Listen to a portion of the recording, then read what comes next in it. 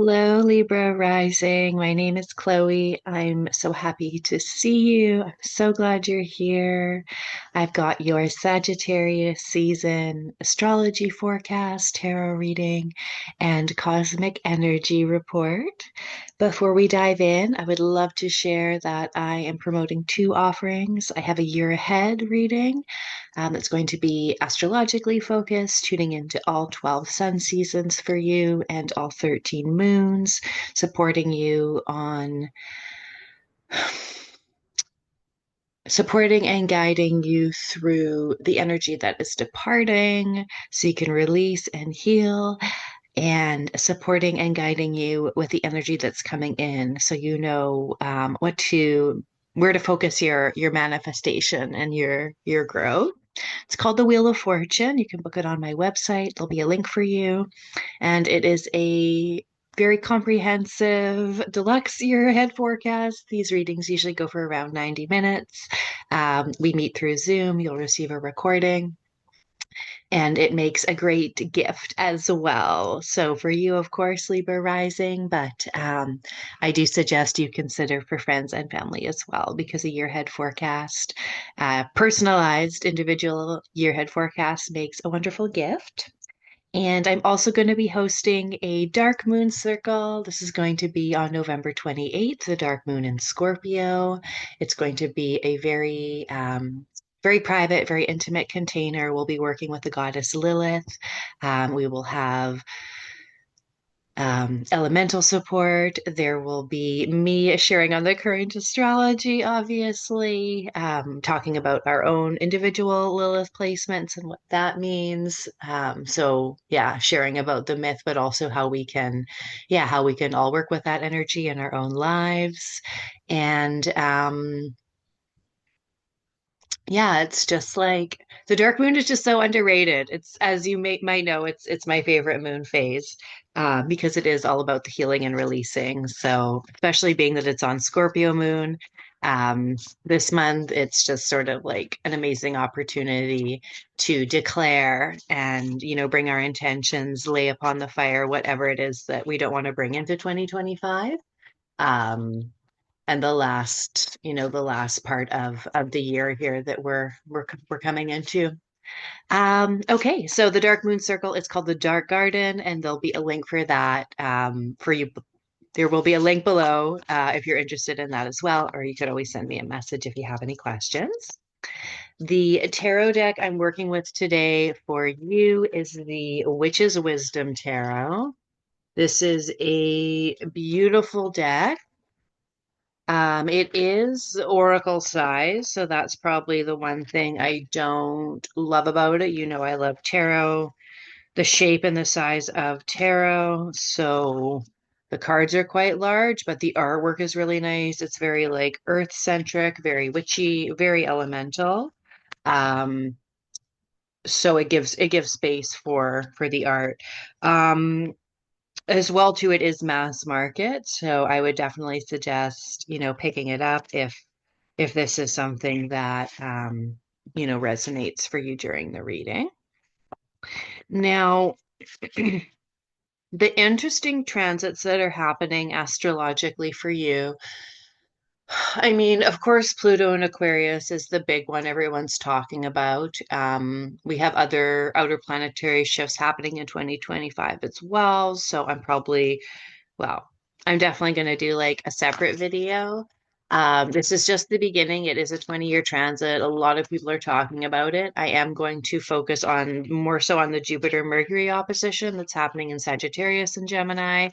Um, Mercury in Sagittarius is in your third house, which is associated with Gemini. And Mercury is the planet of Gemini as well. And then we have, Jupiter in Gemini, which will be in your ninth house. And Jupiter's associated with Sagittarius in the ninth house. So for everyone else, there is this mutual reception going on, but you, as a Libra rising, you innately have access to that energy that is a sign in its opposite house, right? You have Aries in the first. or sorry, you have Aries in the seventh house, so you're always able to yeah, reconcile and balance those oppositions, right? But the big invitation for this Sagittarius season, I believe, with that transit is the expansion of beliefs. And Sagittarius season in general is there's always an invitation to expand your mindset and upgrade your beliefs, right? Um, that's just one of the traits of Sagittarius season. But then we have this like Mercury Jupiter connection going on, this channel of enlightenment. And like, yes, it's an opposition, so it could be tense, but Mercury is like pretty neutral. And the Sag Gemini axis is not the most challenging, like student and teacher, right? Like it's you can kind of see how they're two sides of the same coin. Maybe it's simpler, easier to see than some of the other axis that we work with. Um, So I think that there's gonna be, yeah, there might be some challenges, but it's gonna, if you know what to expect, you're gonna see it, you're gonna notice that you're gonna be aware when it's happening. Your values, your beliefs being provoked, you provoking others, them provoking you, and maybe you don't change your mind on everything, but yeah, a lot of people are going to be expanding in their beliefs, becoming curious. Why is it that I think that? Is it just that I was raised that way? Is that what society has told me? But what truly are my values, and how do I want to, up level, move towards my higher self when it comes to my beliefs and my mindset? What is within my control? Of course, not everything's in our control, but the things that are in our control, and making sure you've got healthy mindset. So there's going to be like lots of opportunities in that area. And for you, um, it is the third and the ninth house. There's going to be like community connections, conversations with mentors and mentees. Anytime there's like a knowledge exchange in a formal or informal setting.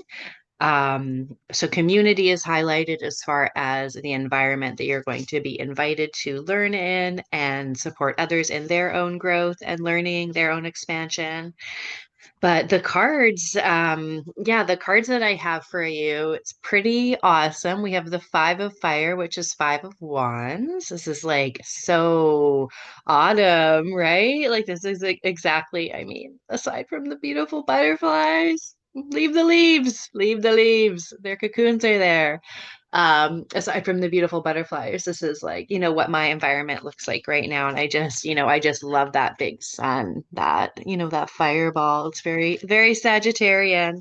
And then I have like the Lovers card and the two of cups as well. And the two of cups in the minors is the yes, the minor arcana corresponding card to the Lovers. Like if you've ever looked at the Lovers and the two of cups in the traditional deck, you can see like the imagery is very, well, I don't want to say the imagery is very similar, but the meanings are definitely compatible, right? Like you're for love and partnership and reconciliation of opposites. And that's like so what Libra rising is. Like that's something that you're so strong at, right?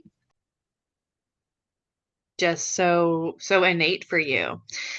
So it does indicate these cards in the context of the transits, in the context of the reading, that there will be growth through relationships, through personal connections. So you have like community, and then you have like the partnerships and individual, personal, one-on-one connections within the community. So there is going to be yeah, conversations happening, opportunities to collaborate.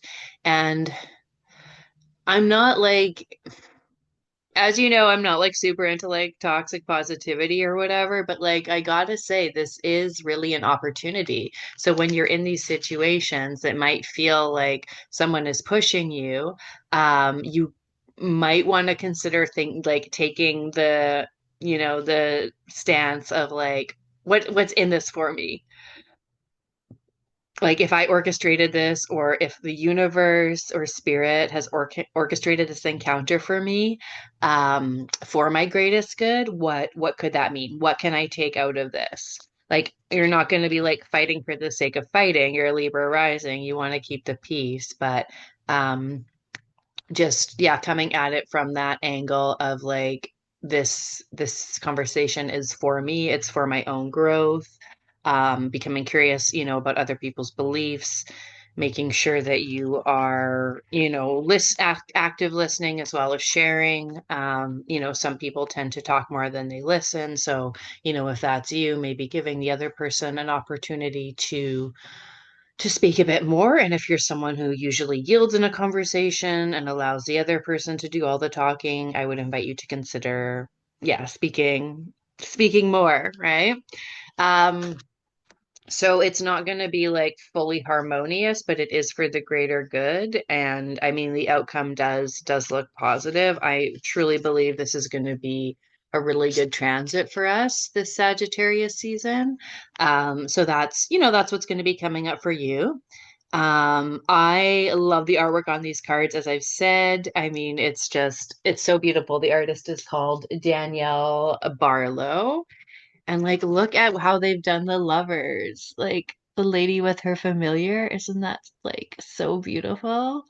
And thinking about like the meanings for the lovers cards, how you have like, of course, romantic love, but there's also like, true love, like the love between a woman and her familiar.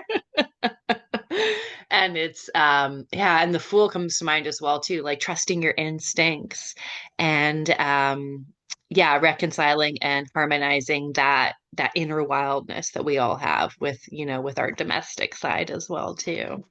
So I'm going to leave it there. I hope that you found this supportive. I do invite you to, share below. You can comment or ask questions, share anything that has come up for you during the reading. As you may or may not realize, I am still quite new as a channel, so I love to yeah, love to engage with you if that's something that feels good for you as well. And yeah, other than that, I hope you have a great week, have a great month, and I will see you in the collective energy forecast.